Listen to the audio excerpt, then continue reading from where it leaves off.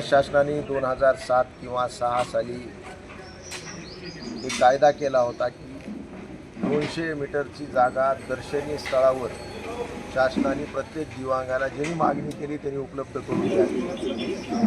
पण आजपर्यंत परभणी शहरामध्ये किंवा मराठवाड्यामध्ये कुठेही अशा प्रकारची जागा उपलब्ध करून दिली। शासन निर्णय 2006 किंवा 7चा असताना सुद्धा जर त्याची अंमलबजावणी होत नाही तर यापेक्षा दुर्दैवी दुसरं काही नाही, म्हणून मी विधानसभेमध्ये हा प्रश्न उपस्थित केला। तशाच प्रकारे दिव्यांगांसाठी घरकुल योजना शासनाने सुरू करावी।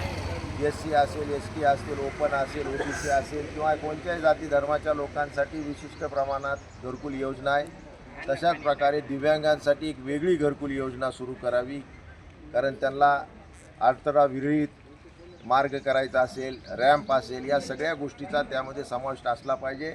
आणि शासनानं सुद्धा ते मान्य केलेलं आहे की दिव्यांगांसाठी आम्ही एक घरकुल योजना या निमित्तानं सुरू करू किंवा पंतप्रधान घरकुल योजनेमध्येच हे सगळ्या गोष्टी आम्ही समाविष्ट करू, अशा प्रकारचे शासनानं त्या निमित्तानं उत्तर दिलेलं आहे।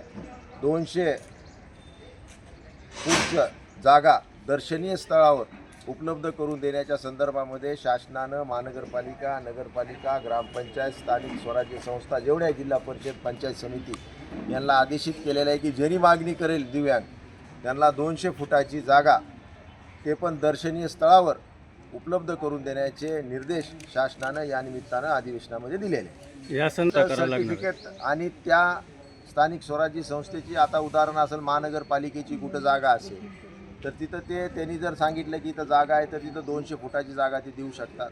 जिल्हा परिषदची कुठं जागा असेल, पंचायत समितीची असेल, ग्रामपंचायतची असेल तर अशा ठिकाणी यांनी अर्ज केल्यानंतर यांना जागा देणं बंधनकारक राहणार आहे। साहेब जे